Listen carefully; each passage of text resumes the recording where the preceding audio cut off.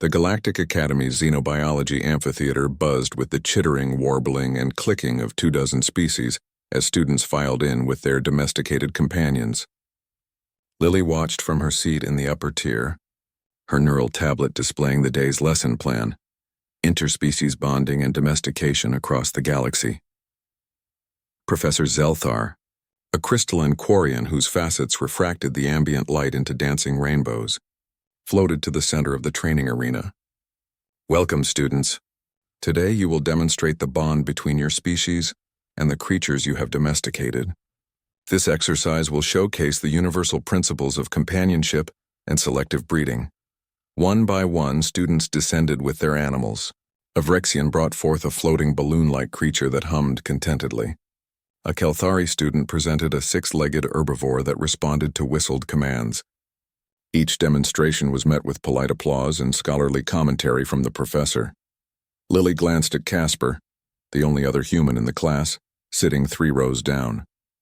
He looked decidedly uncomfortable, and the large carrier beside him rattled ominously. "Mr. Casper," Professor Zelthar's voice chimed like wind through crystal caves. "You're next.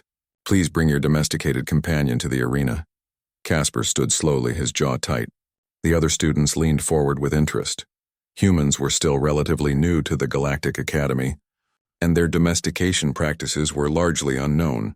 "Professor," Casper began, his voice carrying across the amphitheater, "I should mention that Earth's apex domesticated species is different from what we've seen today." "Nonsense." Professor Zelthar's facets glowed with enthusiasm. "Domestication follows universal patterns. Gentleness, obedience, mutual benefit. Bring forth your creature." Casper looked at Lily. She read the resignation in his eyes and felt a spike of anxiety. She'd seen the vids from Earth. She knew what humans kept as companions. Casper opened the carrier. The creature that emerged was pure muscle wrapped in short tan and white fur. Its massive head featured powerful jaws, and its eyes locked immediately onto Professor Zelthar with an intensity that made several students instinctively retreat. The animal stood nearly 70 centimeters tall at the shoulder and weighed at least 40 kilograms of solid predator. "This is Rex," Casper said calmly. "He's a Staffordshire Bull Terrier, what we call a dog." The amphitheater fell silent. The Vrexian student's balloon creature immediately deflated and hid behind its owner. The Kelthari herbivore bolted to the far corner of the arena. Professor Zelthar's crystalline structure dimmed. That is a predator. You've brought a carnivorous apex species to a domestication demonstration?" "Domesticated carnivorous apex species," Casper corrected. "Dogs have lived with humans for over 30,000 years. "Impossible," whispered a Centaurian student. "You cannot domesticate something that could kill you." Rex sat on command, his muscular body coiled with barely contained energy. His tail, however, wagged with metronome precision, a detail lost on everyone except Lily. "Your species keeps killers in your homes?" A Delphian student's tentacles writhed with distress. "Near your offspring?" "Especially near our offspring," Casper replied. "They protect our children. Rex here sleeps in my little sister's room." Professor Zelthar cautiously approached, maintaining what he clearly believed was a safe distance. "Demonstrate this bond you claim to have." What happened next would become legendary in Galactic Academy history. Casper produced a worn rubber sphere. Rex's entire demeanor transformed. The predatory intensity remained, but now focused entirely on the ball with single-minded obsession. Casper threw it across the arena. Rex exploded into motion, a bolt of muscle and determination that made half the class cry out in alarm. He seized the ball in jaws capable of crushing bone, then bounded back to Casper and dropped it at his feet, tail wagging furiously, tongue lolling in what Lily recognized as a smile. Casper scratched behind Rex's ears. The 70-pound predator leaned into his hand, eyes half-closing in bliss, making a sound suspiciously close to a purr. "You bred predators to play?" The Vrexian's voice whistled with confusion. "And to love," Casper said softly. "And to protect. And to comfort.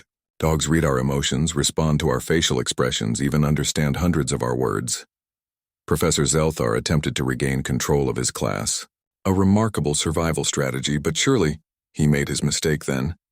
He moved too quickly toward Casper while speaking sharply, his facets flashing with irritation. Rex was in front of Casper in an instant. His earlier playfulness vanished. A low growl rumbled from his chest, a sound that resonated with millions of years of predatory evolution. His lips pulled back to reveal teeth designed for tearing flesh. Every student in the amphitheater felt the ancient fear of being prey. The professor froze. "Rex, heal," Casper said quietly. The transformation was immediate. Rex sat, tail wagging again, looking up at Casper with absolute adoration. "I apologize, Professor," Casper said.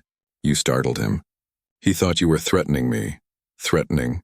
It protects you?" Professor Zelthar's voice chimed with disbelief. "You domesticated a species that retains its protective aggression?" "We didn't domesticate the aggression out," Casper explained. "We redirected it. Dogs don't attack their pack, and humans are their pack. They'll die for us.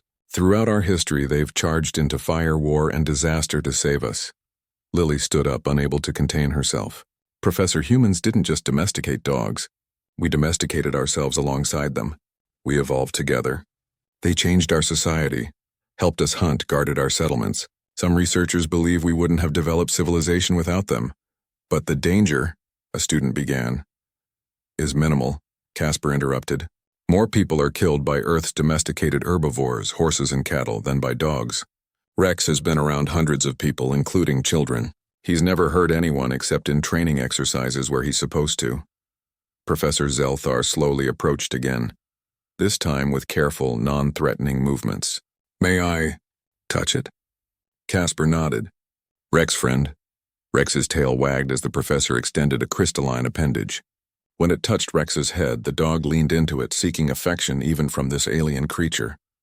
"Extraordinary," Professor Zelthar whispered. "You took something deadly and made it family." "That's what humans do," Lily said, pride swelling in her chest. "We see potential where others see danger. We form bonds where others see impossibility." The class erupted into questions. "How do you train them? What do they eat? Can they really understand emotions? Do all humans have predators in their homes?" Casper answered patiently while Rex demonstrated commands. "Sit, stay, shake, roll over." Each one met with gasps of amazement from species who had domesticated gentle grazers and filter feeders. As the class ended, Professor Zelthar's facets glowed with a new color: respect. "Humans, you have taught us something profound today. Domestication is not about removing danger. It's about transforming it into devotion. Your species doesn't just survive alongside apex predators. You made them love you." Casper smiled, one hand resting on Rex's head. "We didn't make them love us, Professor. We just loved them first. They decided to love us back." Rex barked once, a sound of pure joy, and the Galactic Academy learned its most important lesson about humanity. They didn't conquer their world by being the strongest predator. They did it by befriending them and